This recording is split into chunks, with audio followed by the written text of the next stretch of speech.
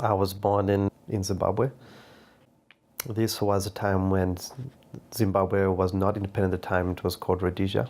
So I was born in Nyaidiri, Mutoko, which was a mission that my parents worked at.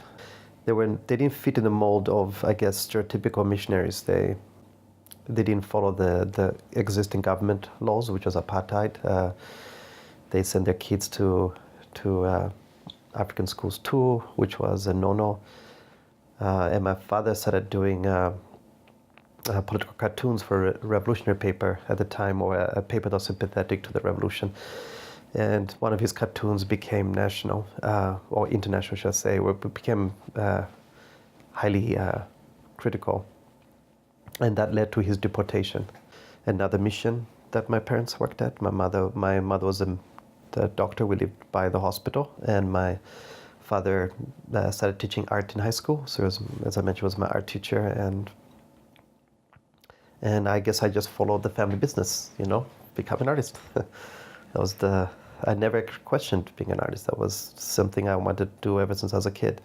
I am coming from a very hands-on rural childhood, as well as carving stone. The object is very important to me.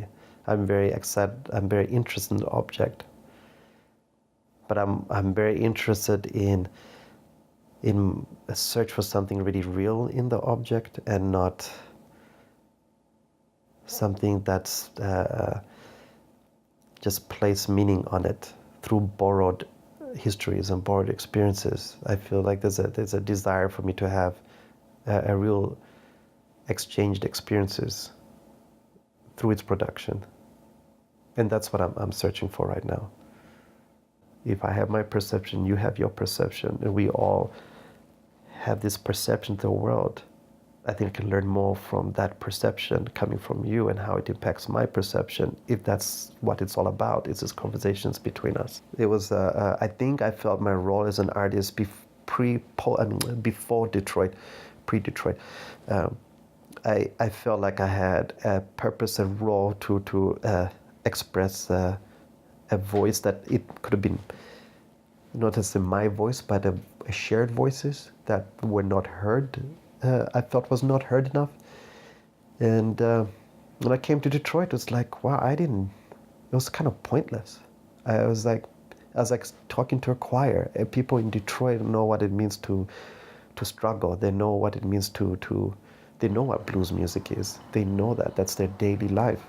So suddenly I realized that my work had to shift. And that's where it shifted, being in Detroit. Yeah, teaching art is very difficult.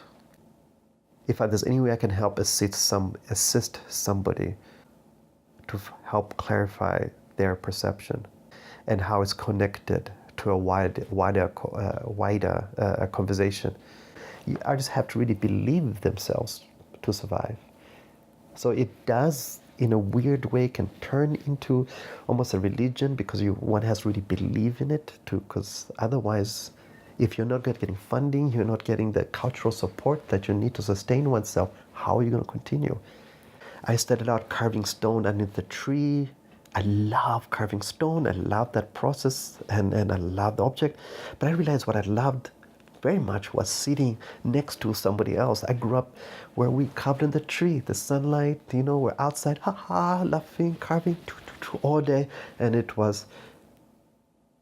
I missed was that hanging out conversation, that thing we talked about, that inspired us to make the work. Suddenly, we come studio-based artists, we hide in the studio, we make this stuff, and we take it out, throw it out, and we hide and show it. And it's like, and I realized that's not why I made art. I love to make art too, for this conversation, that it's about you and me. It's us. Let's talk about this. Let's share this. And so any way I can do that still feels really real and personal to me. Not this external great idea, but all the projects come from very personal spaces, something that's very dear to me. So I'm even as I'm bringing people in, it's something that's very emotional to me, that I have to open up to share with them.